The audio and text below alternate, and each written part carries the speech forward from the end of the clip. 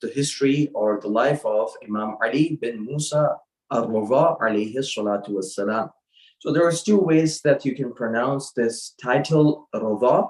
Either you do it with kasra, with like zair, so you say Raza, which is more authentic, and the other way you can do is by saying Raza. So both are fine. So in generally in Indo-Pak and even in Iran, they use Rada, and in Arab, they use Rada, right? But both are okay. We can do either way, but the authentic way or the better way of doing is with Zil. So saying it with Rada is more authentic. Either way, that's not a problem. That's one thing. Secondly, so inshallah, today we'll be talking about Imam Rada alayhi salatu wassalam. And before I start, today is a really special day too. So maybe some of you might be fasting too, or maybe if you might not be, but maybe your parents, maybe someone else that you know might be fasting today because it's a really sacred day today.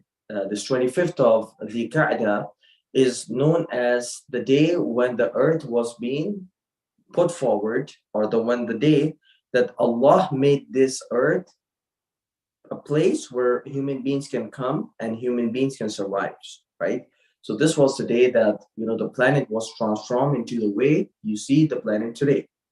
So 25th of the Qa'dah is the day which is called Yawm Dahyul Ard, right? So the day when the earth was being put forward or was being created in a way that it was inhabitable for the human beings.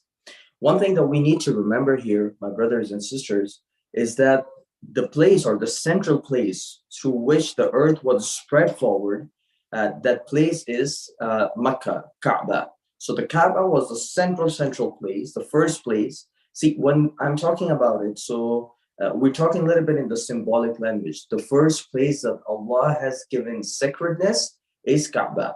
From Kaaba all the way to all the corners of the world that you see today, everything was made a place that human beings can survive. So even if you go to Antarctica, even if you go to Arctic, in spite of all the harsh weather you could see there, but it is still a place that you can survive. That's why you see the people from the first world, right? We do say them first world. Why? Because they are the people that were there for ages, for thousands of years, right? They're living there, they're surviving there. So, like all the people that you see in Canada or in US, this is a phenomenon of maybe like 700 years, 800 years, 900 years, 1,000 years. Maybe for Canada, it might be less, maybe 400 years, 500 years, right? But you see, like the wonders that you see that the people were already living before that. Imagine like how cold it gets when you are surviving here, but the people were surviving this cold or the colder weather, I would say. Even the days when there were no technology, even the days when the shelter was not easy.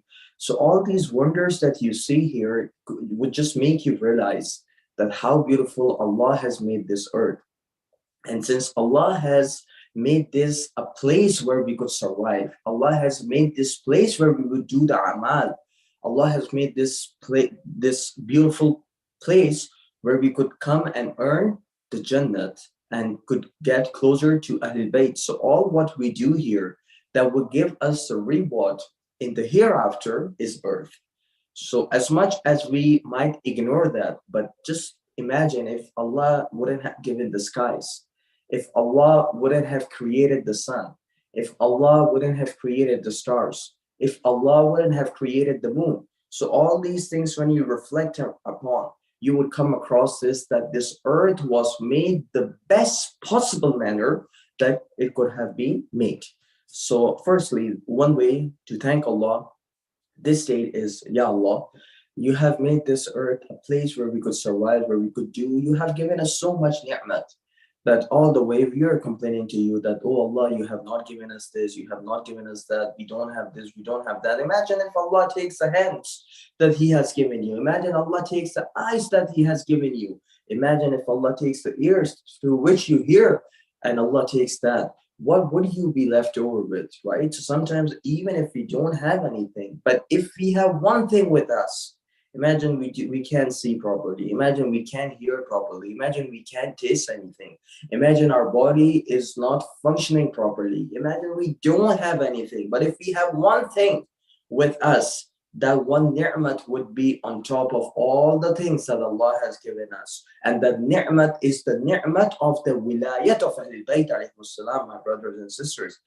If we have the love of Quran, and if we have the love of the holy progeny of Ahlul Bayt alayhi salam, the wilayat of Ahlul Bayt, the imamat of Ahlul Bayt alayhi salam within us, I mean, that is still a huge ni'mat that Allah has given us. So if we have the right aqidah, if we have the right creed, if we believe the right things, that might be the most wonderful ni'mat that Allah has given us. So we ask Allah Almighty that, Ya Allah, through the blessing of this day, and this day is so sacred that, you know, there are some amals that are mentioned here so far, my brothers and sisters that are not able to fast today, but they shouldn't think so that they will not be able to do anything. There are still some things that you all can do.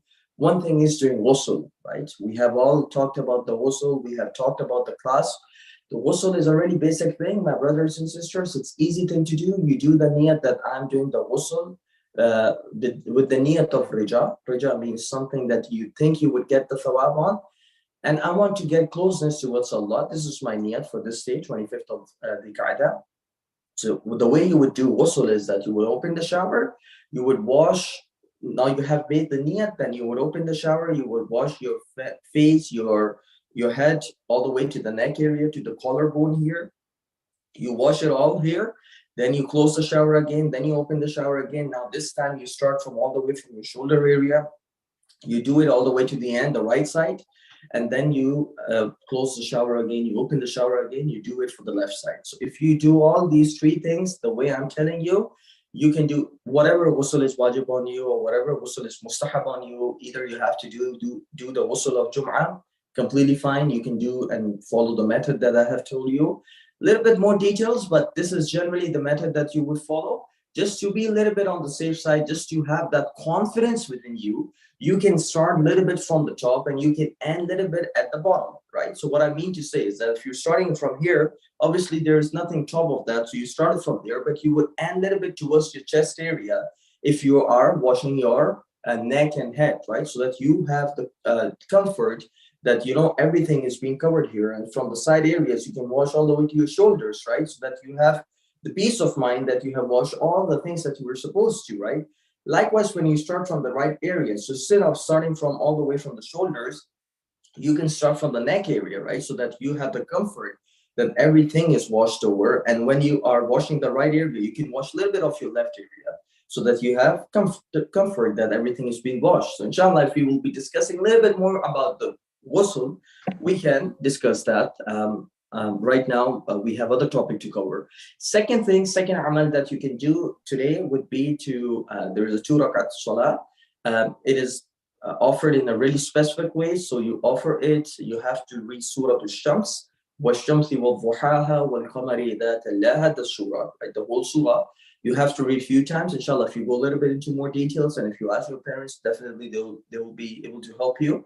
And once you are done with that prayers, 2 units of prayers, 2 rakat of prayers, right? So then you would sit down and you would recite a really small dua that you're supposed to. So these 2 things, if you can do, and the third thing that you can do, and one of the scholars, she is a scholar, obviously he mentioned that too, to read the ziyarat of Imam Rada alayhi salatu wassalam. So Imam Rada alayhi salatu wassalam would be the topic, and this way we connect our topic of today, which is on the history of our 8th Imam Rada alayhi salatu wassalam. So generally I would wear this green whenever I would come a lecture, but today I wore it for a reason, because today is the date of Imam Rada alayhi salatu wassalam. Green was the color of Ahlul Bayt alayhi salam, and the green was the color of Alawis, right? The progeny of Amir al-Mu'minin alayhi salatu wassalam, the descendants of Amir al-Mu'minin and Sayyidah Fatima, salamullah alayhima, they would have this color as a symbol, right? So Abbasids would have black color as their symbols, right? Some other tribes would have a different colors, right? But Ahlul Bayt alayhi salam, they would have green color as a symbol that would show that, you know, like someone wearing green, or someone wearing, that's why even today when you go, you would have that green scarf people would wear.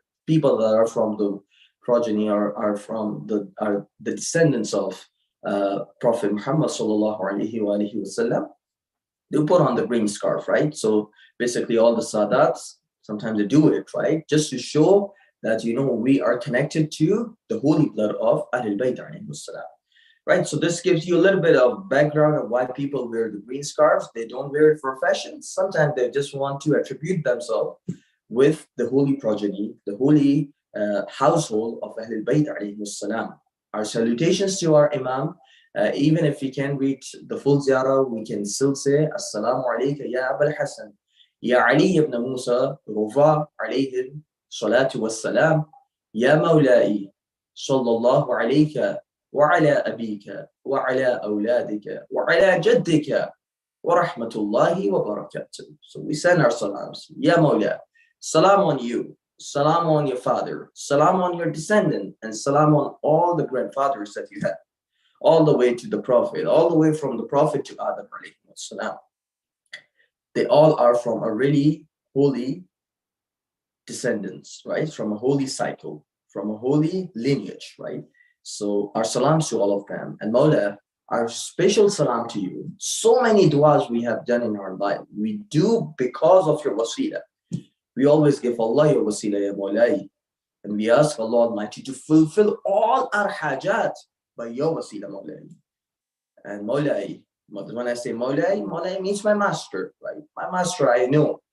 That and all my brothers and sisters that are listening to this lecture, these are not the emotional words that are coming in. Yes, it has emotionality in it, right?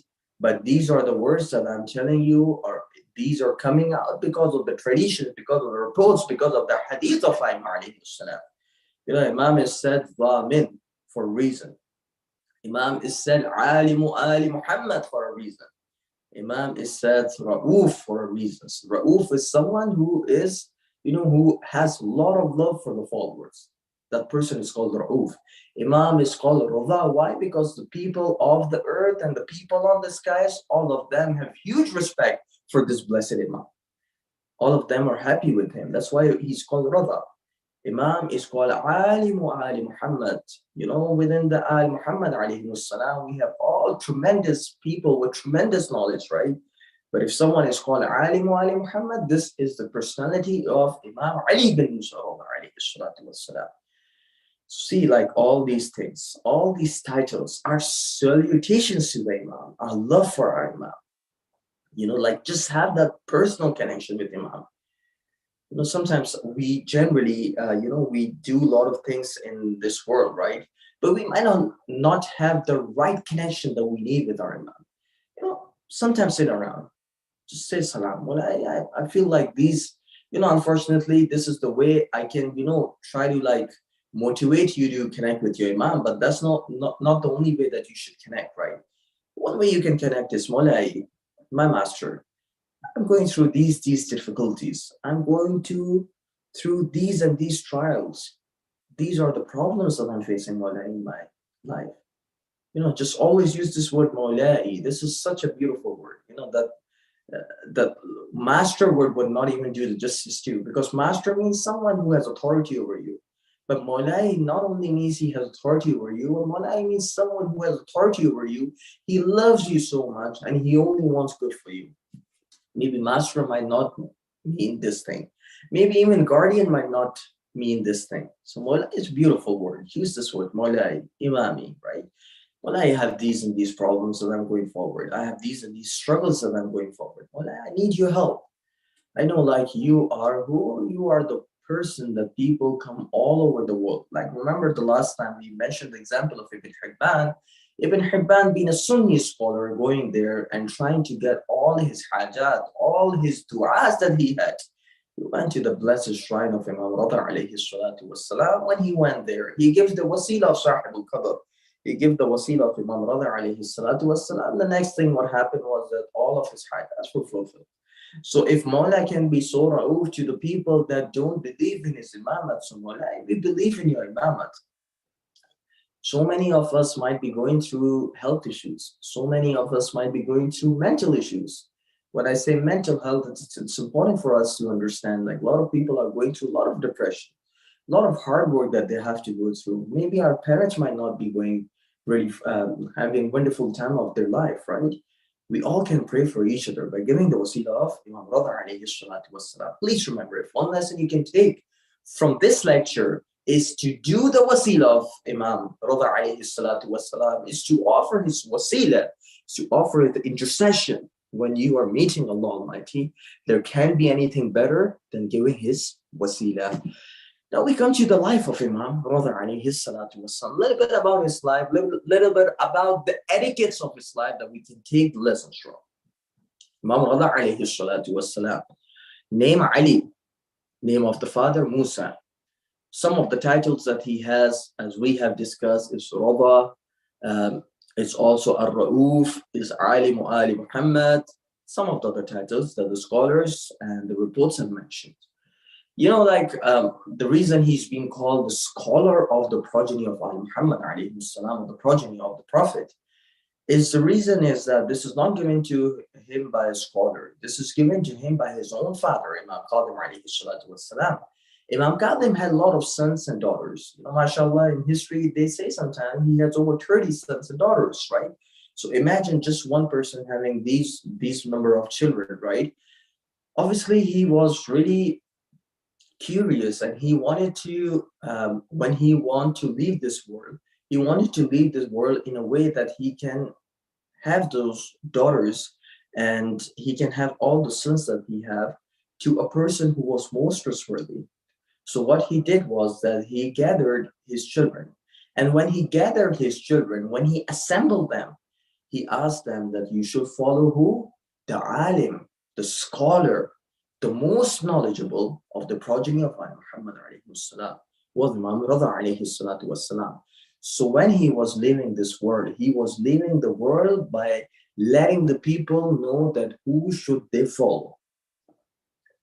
This was the way our Imams used to do. They would always tell that who you should follow when they would leave the world, right? So Imam Rada alayhi salatu wassalam obviously was a huge personality, and inshallah I'm going to talk a little bit more about it. He was born in year 148 Hijrah. So some of the dates says that he was born on 11th of the Qa'dah, a few days back, 2 weeks back, he was born, right? And 148 Hijrah was the year, same year that Imam Sadiq alayhi salatu wassalam died. He lived under his father for 35 years. So obviously Imam Qadim alayhi salatu wassalam was the one that was leading the Shia, right? He was the one that was taking care of the affairs of the Muslims. So Imam Rada alayhi salatu wassalam was living under this Imam for 35 years. 183 Hijrah, Imam Qadim alayhi salatu wassalam is poisoned again and he is martyred. He died, right? Now from 183 Hijrah all the way to 203 Hijrah, when Imam Rada alayhi salatu wassalam died for 20 years, this was the time of the imamat of our eighth Imam, Imam Rada alayhi salatu wassalam. 203 Hijrah, remember this date, 203 Hijrah, the year 203, he was being martyred. And there are conflicts that what was the date that he was being martyred. Some says that he was martyred the same day that we are, like mourning the martyrdom of Amir al-Mu'minin, 21st of Ramadan. Some date says that he was martyred in Safar, 17th of Safar. Generally, this is the most famous one. Within our Indo-Pak community, we do and we commemorate the martyrdom of Imam Rada alayhi salatu wasalam, the 17th of Safar. Some of the dates says that he was being martyred on 23 of the Qa'dah. Like a couple of days back, right? So either way, if we can try to commemorate his martyrdom on all of these days, no problem. I mean, this is a sign of respect that we can give to this huge and blessed Imam. Why? And obviously he is such a huge figure. The name of his mother, sometimes we just don't have enough knowledge about that too. Obviously we know a little bit about Imam Hassan and Imam Hussain, and generally this is my complaint to our Shia community. They don't know about the mothers of the Imam, inshallah. If we get this opportunity, and if we have this opportunity, inshallah, in future, maybe through majalises, maybe through the lectures, right? Maybe through the classes, right? We can go through the biography of some of the mothers of the Imam, right? The name of the mother of Imam Qadim, Imam Qadim. So let's start with Imam Sadiq, right? Well, let's start from Imam Zain al-Abidin. We know from Imam Hussein and Imam Hussein. Imam Zain al-Abidin, his mother name was Shahzanan or Shahrbanu, is this right? Imam Bakar's, his mother name was Fatima bint Hassan. Imam Sadiq, his mother name was Farwa, right? Bin Muhammad, bin Qasim, bin Muhammad, and then it goes further. Imam Qadim alayhi salatu wassalam, his mother name was what? Humayda, right? Imam Rada alayhi salatu wassalam, his mother name was Taktum or Najma, one of the two names, right? Imam Jawad alayhi salatu wassalam, his mother name was Subayka, or we say it's Sabika, right? Sometimes you would have this name Sabika or Subayka. This is because of the mother of Imam Jawad alayhi salatu wassalam. Imam Nafi alayhi salatu wassalam, the name of his mother was Samana, right? Imam Hassan al-Askari alayhi salatu wassalam, the name of his mother was what? Susan. And Imam Sahib al-Zaman, Ajjalallahu ta'ala farajahu al-Sharif, name of his mother is Najma, Narjis, right?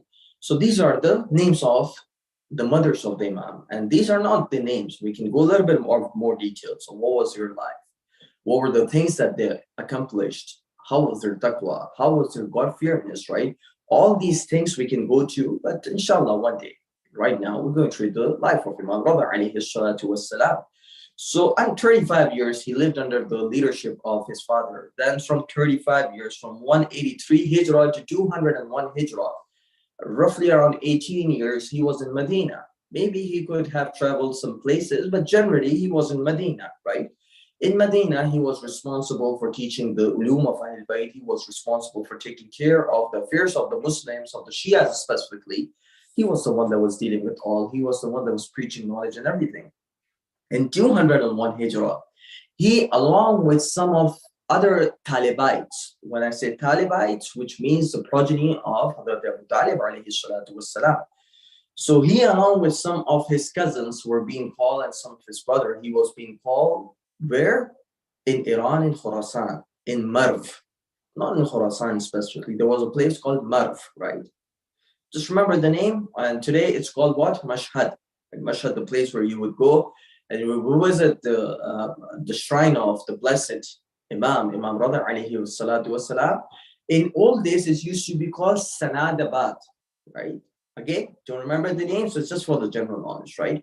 So Imam Rada alayhi salatu wasalam, he was being called by Mamun. Mamun was the person who was ruling the dynasty at that time. So just remember general knowledge, right? So when Imam was born, he was born in 148 Hijrah. At that time, who was the ruler? Was Abu Ja'far al-Mansur. After Abu Ja'far al-Mansur, Mehdi al-Abbasi, he ruled. All these names are fancy, but they were not what it meant. Mehdi al-Abbasi, he ruled. Then after Mehdi al-Abbasi, Hadi al-Abbasi, he ruled. After Hadi al-Abbasi was Harun al-Rashid. After Harun, it was basically there was a conflict between Amin, one of his son, and Mamun, the other son, right? They both fought against each other, and at the end of the day, Mamun was successful, right? He was able to have the writ of his rule all over the Islamic lands. So Mamun was the one that was the ruler at the time of Imam Rada alayhi salatu wasalam. So he was the one that called whom? That called Imam Rada alayhi salatu wasalam. So Imam was being called. Imam started his journey from Medina. Imagine Imam going from Medina, leaving the land of his forefathers, leaving the land of the Prophet, leaving the land where Imam Sadiq, Imam Zain al-Abidin, Imam Baqar, and Imam Hassan and Sayyidah Fatima al-Zahra, alayhim salam, all of the blessed personalities were buried, right? We don't know the grave of Sayyidah Zahra, but we definitely know that she was buried somewhere in Medina. There are difference of opinion, inshallah. One day we can talk about this thing too. So her grave was being, was being concealed. Her grave was not being exposed. And this is one of the mazlumiyat of Sayyidah Zahra. Why was her grave kept secret? Why wasn't it being told to the people, right? The reason it wasn't being told, was communicated to the people, was that the people that were ruling at the time of Sayyidah Zahra, they were the one that committed blasphemy. These were the people that committed aggression against this blessed household. Again, we come to the topic again. So imagine Imam Rada alayhi salatu wasalam leaving the land that he adhered to, the land that he has so much love for. You know, the same thing happened when Imam Qasim alayhi salatu wasalam was being forced to leave Medina and come all the way to the Baghdad. This was the same reaction that Imam Hussein alayhi salatu wasalam gave when he didn't want to leave the land of his forefather, but he had to leave forcefully by the rulers that were ruling at that time. And likewise, Amir al-Mu'minin never wanted to leave Medina, but the politics forced him to come all the way to Kufa, right? So all these reasons that you see, you know, there's kind of like force that you could see that was applied against the Imam, either through the conditions of the time or either through the rulers that were ruling at that time. So Imam Rada alayhi salatu wasalam had to come all the way from Medina to Marv. While he was traveling from Medina to Marv, he went through a place called Khurasan. Khurasan had a place where didn't have a lot of Shias at that time, but they knew about who Imam was. And there were 20,000 people, some of the reports said, 18,000, 20,000 people, not 20,000 people, maybe more than that. Around 18,000 scholars only that were at that time. So imagine all the people from all across are assembled in an area and they just want to see one glimpse of Imam Rada alayhi salatu wassalam. And Imam was traveling in his camel, and suddenly he took the piece of the cloth and he put it on the side, and then he showed his blessed face to the people. Imagine people when they saw the face of Imam Rada alayhi salatu wasalam. Some people were crying and some people couldn't control their emotions. They were screaming out of the love of Imam Rada alayhi salatu wasalam. And some people, they were just looking at the blessed face and they could not imagine how beautiful the face was. And everyone was so mesmerized by just looking at the face of Imam Rada alayhi salatu wasalam. The two scholars that were at the time, Muhammad bin Aslam al-Razi, and the second was Abu Zur'a al-Razi, they requested Imam Mawlai.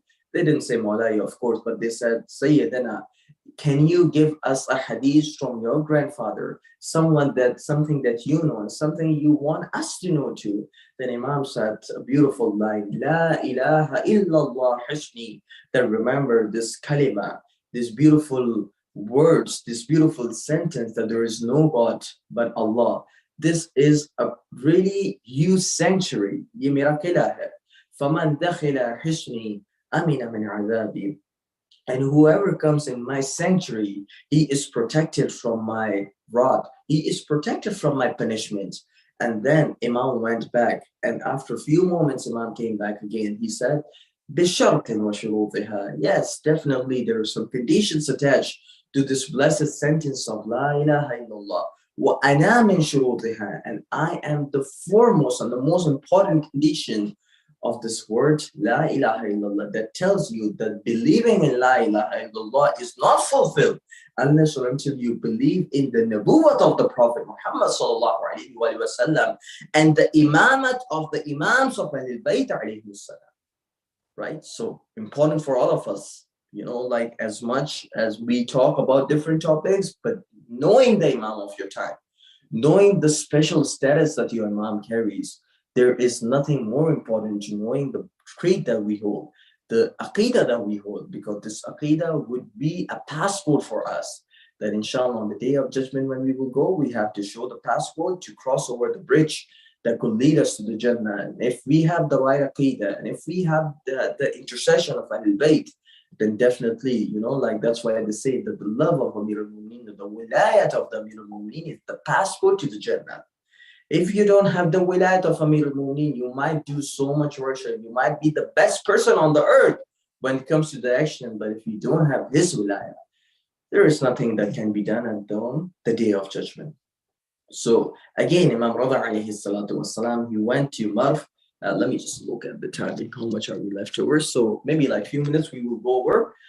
Imam went to and reached the area of Marv, and obviously Mamun al-Rashid had his whole reasons. Inshallah, one day we can discuss only the, whatever happened when he went there, and what was the reason he went there, and were the things that Mamun al-Rashid wanted to achieve, and what were the things that, how was the condition, and how were the challenges that Imam was facing at that time.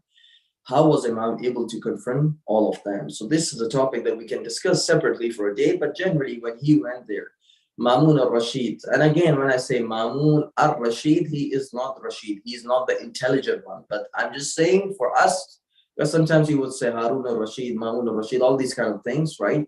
They are not intelligent, they are not the respected one, they should not even be called with these beautiful names. They should only be called through their name, Mamun. They should only be called through their names, whatever their name says. Mamun was not even his name. His name was what? His name was Abdullah, right?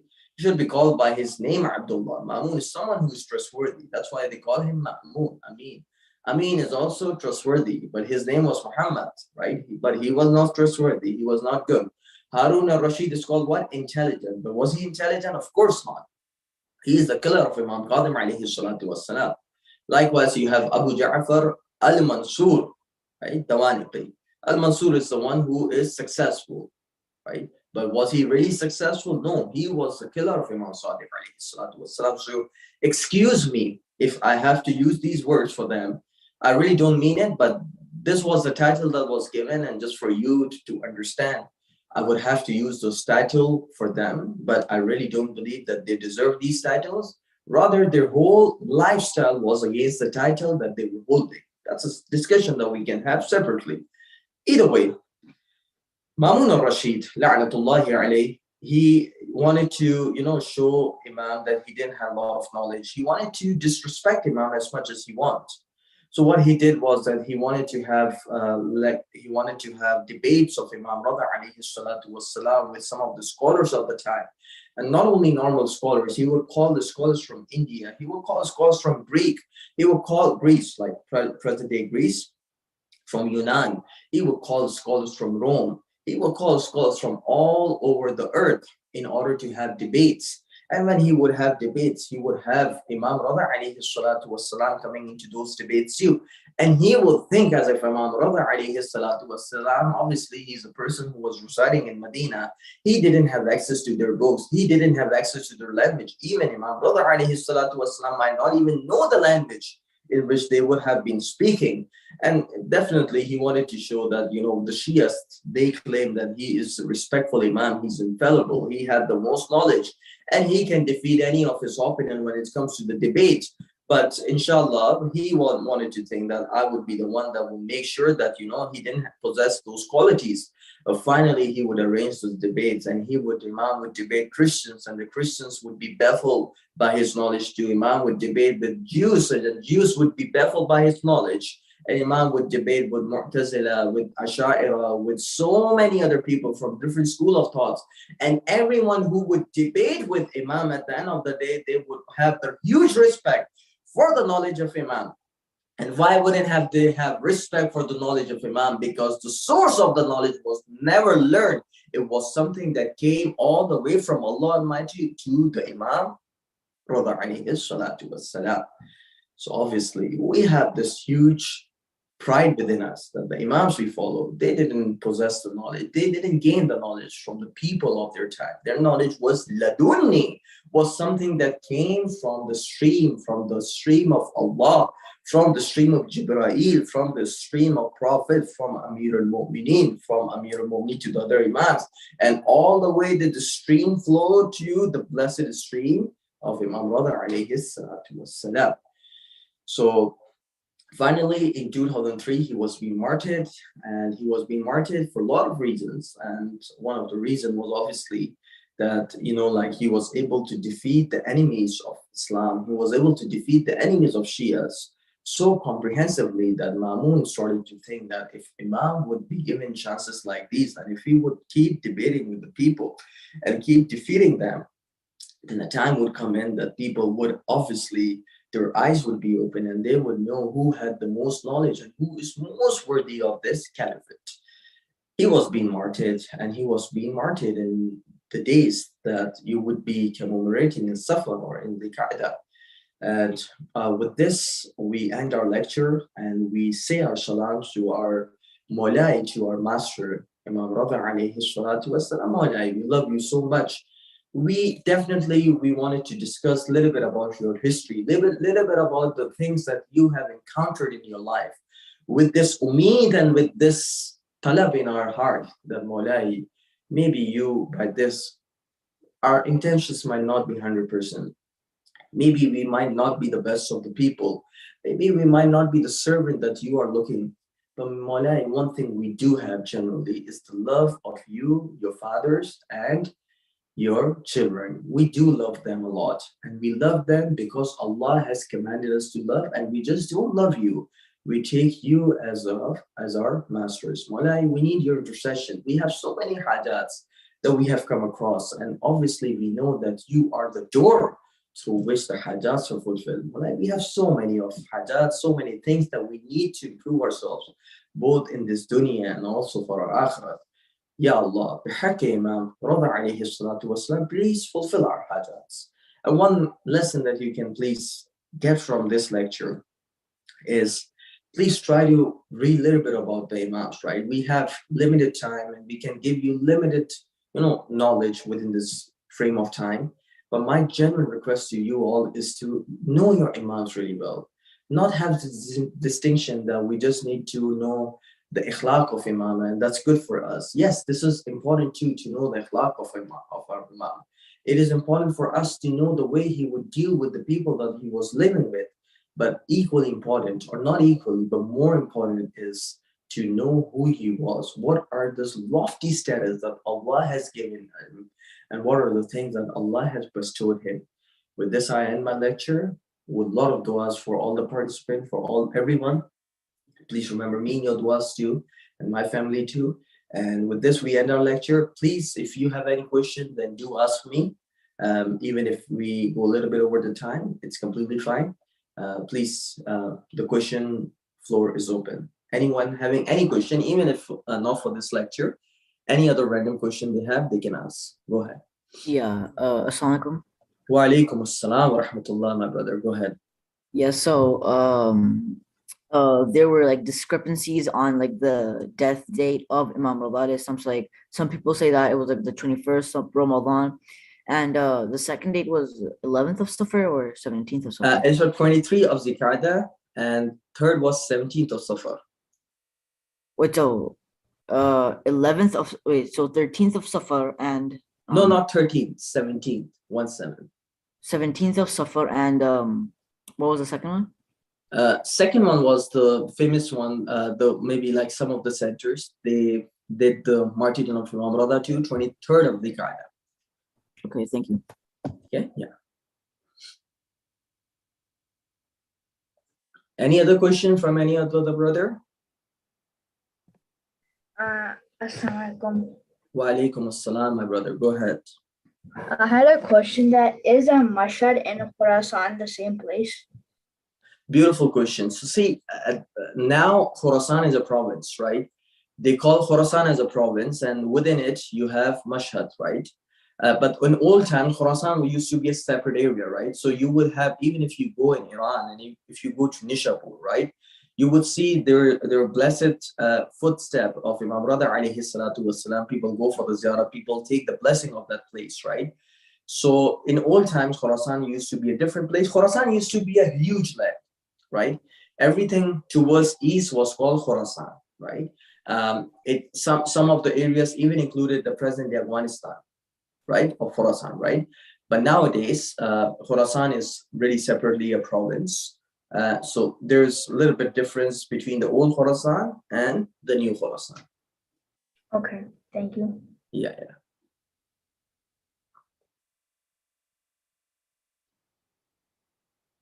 So if brothers and sisters, they don't have any other question, then we can inshallah end our lecture with Dua Imam Zamana. Any other question, please? Any other thing that you have to ask with any other fiqh ruling, anything? Don't be like shy, please. I mean, like your question can not only help you, but also other people that are listening to the lecture. Any question? Okay, I don't think so. We have questions. So please, everyone, turn on their mic and she will recite Dua Imam Zamana at the end. Please turn on the mic. بسم الله بسم الله الرحمن الرحمن الرحيم اللهم كل وليك ذي الحجة الحسن الحسن صلواتك صلواتك عليه وعلى آبائه في هذه هذه الساعة الساعة وفي كل كل ساعة ساعة حين وحافظ وحافظنا وناصرا ليلا عنا وعينا حتى حتى تسكن تسكنه ورزقته وتمتعه فيها برحمتك يا أرحم الراحمين. Inshallah, see you all of you. في أمان الله. Yeah, I have one more question. Yeah, go ahead. Yeah, so sorry that I couldn't ask this question earlier. I just got the question right now. So what was Imam Radha's mother name? Yeah, so her mother name, she's called Najma too. She's called Taktum too. So Taktum or Najma, both are Najma fine. or Taktum, right?